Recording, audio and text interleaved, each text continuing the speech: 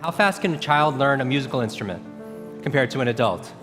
How fast can they learn a second or third language? They learn fast, right? Because why?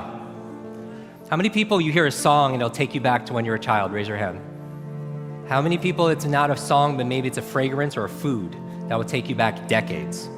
Because information combined with emotion became a long-term memory, right? Because we're not logical, we're what? We don't do things logically all the time. We do things what? Emotionally, right? Because we're not logical, we're biological. Everyone wants to write this down. All learning is state dependent. That the emotional state that you feel when you're learning something gets anchored to the learning. Does that make sense? By the way, what was the state that you felt back in school? Bored, and the other half of the class is like confused, right? Now, on a scale of 0 to 10, what's boredom? 0. Anything times 0 becomes what?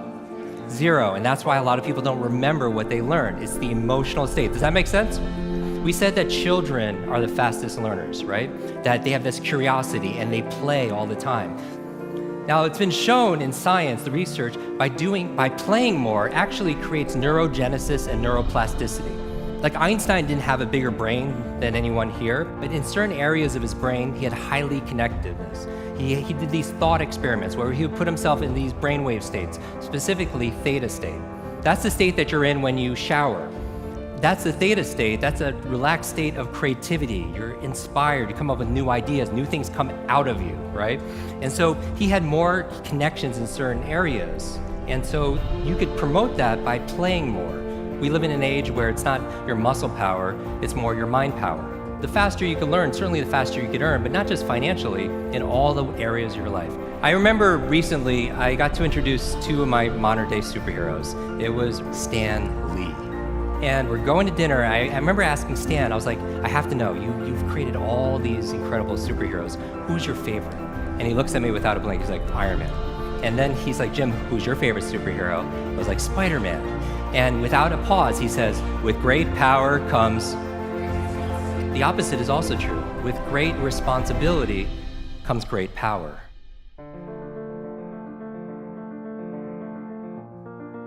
When you take responsibility for something, you have great power to what? To change things, to transform things, to make things better.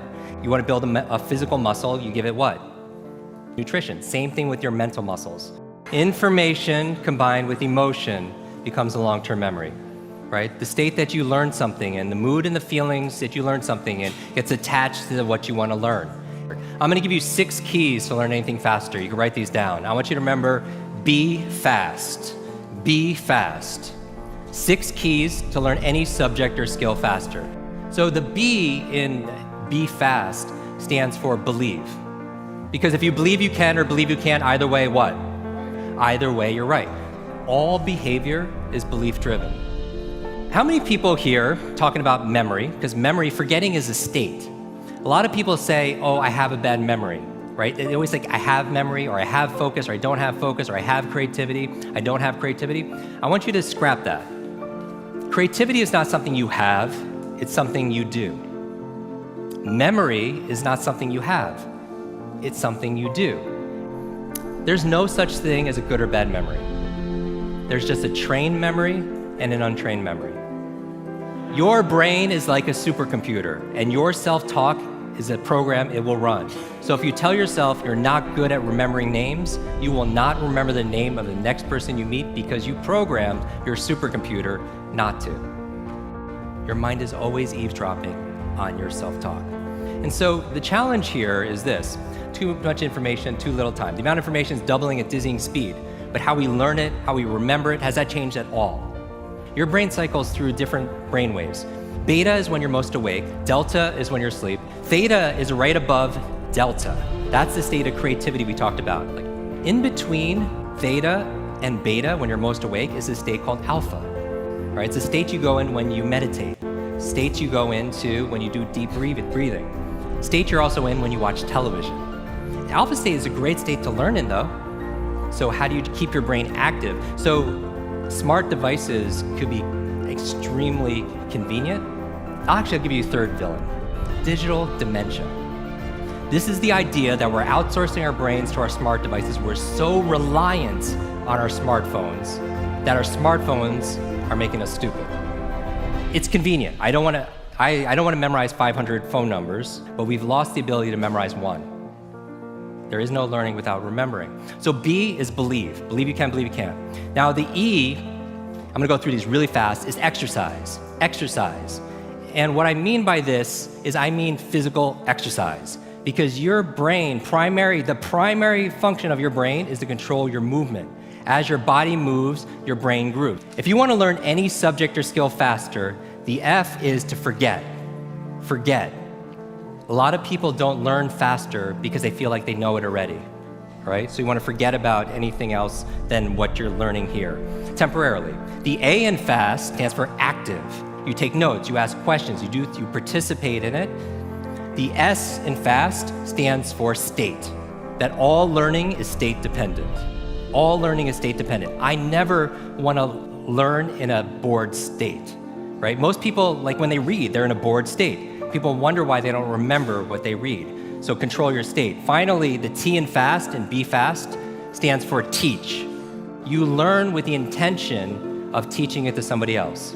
If you had to teach this to somebody when you got back home, your team, your family, your friends, would you learn it differently, right? So you learn with the intention of teaching to somebody else. Because when you teach something, you get to learn it twice. Let me close with this. When I got home, there was a package waiting for me. I opened up. I don't know if you could put this slide on, please. I opened it up and there's this photograph. There's a photograph of me and the entire cast of X-Men. And even better than Halle Berry and Jennifer Lawrence and everything that's on there was the note from the chairman. It said this: Jim, thank you so much for sharing your superpowers with all of us. I know you've been looking for your superhero school since you were a kid. Here's your class photo. So my question for you is this: if you could go back to that child inside of you, that younger self, and right now tell them something that they need to hear, what would that be? And if you were to go in the future, 1 year, 2 years, 5 years, 10 years ahead in the future, I believe you have wisdom inside of you. I believe you have greatness inside of you. If you were to project 10 years ahead of time and look back on this day right now, what does your current self need to hear from your future self? I have a quote that I get quoted on more than anything else. It talks about an egg and stress, that your egg is like your life, that if an egg is broken by an outside force, life ends. But if it's broken by an inside force, life begins. And all great things begin on the inside. Thank you very much.